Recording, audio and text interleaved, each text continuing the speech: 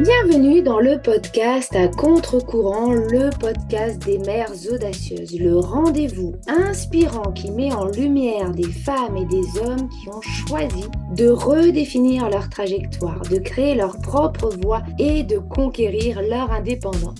Je suis votre hôte, Nathalie Grimaud-Morvillet, et je suis honorée de vous accompagner dans ce voyage extraordinaire. Après plus de 15 ans en tant que salariée dans le domaine du marketing digital et après 4 discriminations à la maternité, j'ai décidé de prendre mon indépendance pour mieux profiter de mes enfants sans renoncer à ma carrière professionnelle. Avec la tribu digitale, j'aide désormais les parents à en faire de même. Dans ce podcast, à chaque épisode, nous vous présenterons des histoires captivantes de mères audacieuses, de pères engagés, mais surtout de parents déterminés qui ont trouvé le courage de se réinventer pour mieux concilier leur vie personnelle et professionnelle. Qu'il s'agisse de maman, de papa ou de famille, notre podcast est un espace où chacun peut trouver une source d'inspiration, de conseils et de perspectives pour embrasser un avenir empreint de flexibilité, d'épanouissement et de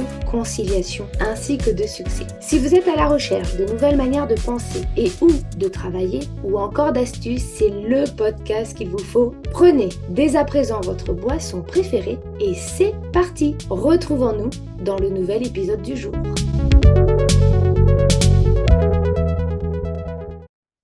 Bienvenue dans ce nouvel épisode de podcast Mom Tips. Mom Tips, ce sont des petits épisodes plutôt rapides pendant lesquels je vous partage mes astuces, mes conseils, mes prises de conscience en tant que mompreneur pour vous permettre d'atteindre vos objectifs et surtout de déconstruire des croyances portées par la société, nos proches, parfois même par nous-mêmes et qui impactent négativement notre quotidien. L'idée de ces épisodes, c'est de vous permettre de passer à l'action avec des conseils qui parfois vont casser les codes de la société. Et aujourd'hui, j'ai envie de vous parler d'un piège dans lequel nous tombons trop souvent. Abandonner à cause d'un petit écart. Et oui, vous avez sûrement déjà vécu ça. Vous vous fixez un objectif, vous tenez le cap et puis bim, un imprévu arrive. Vous loupez une séance de sport, vous craquez pour un dessert, vous prenez du retard sur un projet. Et là, votre cerveau vous joue un mauvais tour. C'est fichu. Autant tout arrêter. Mais aujourd'hui, avec cet épisode, je souhaite que nous changions cette perspective ensemble. Et oui, car souvent, on associe un écart à l'échec.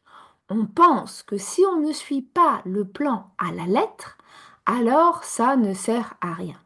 C'est une vision qui est vraiment rigide et trop perfectionniste et surtout qui nous pousse à nous auto-saboter.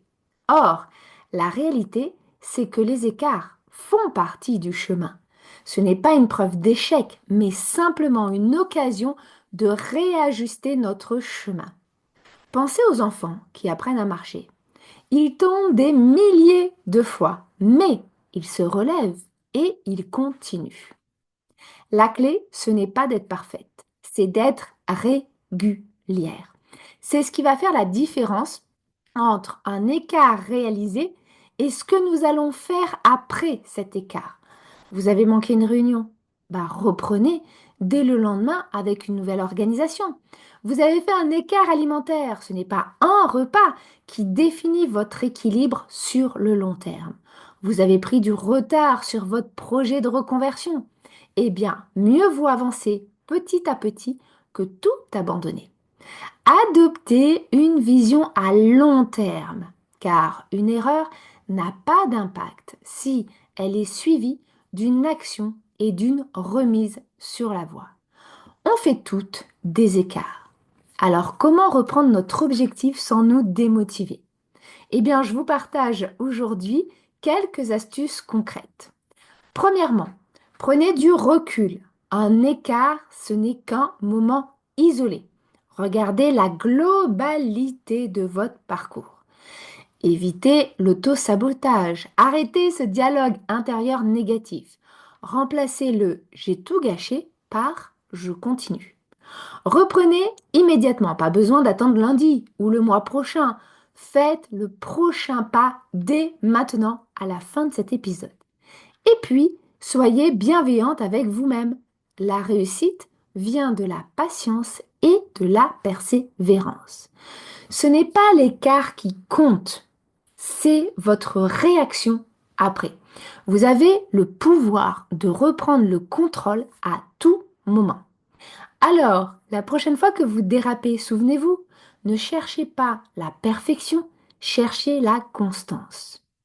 Et puis, si vous aussi, vous avez déjà connu un moment où vous avez failli tout abandonner à cause d'un écart, partagez-moi en commentaire comment vous avez réussi à rebondir, car vous aussi, vous pouvez inspirer les auditrices de cet épisode.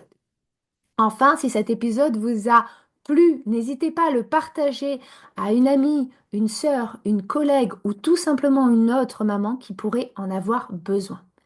Qui sait, vous pourriez être à l'origine d'un changement radical. Merci à toutes et à tous pour votre écoute. Prenez soin de vous et à la semaine prochaine pour un nouvel épisode de Mom Tips.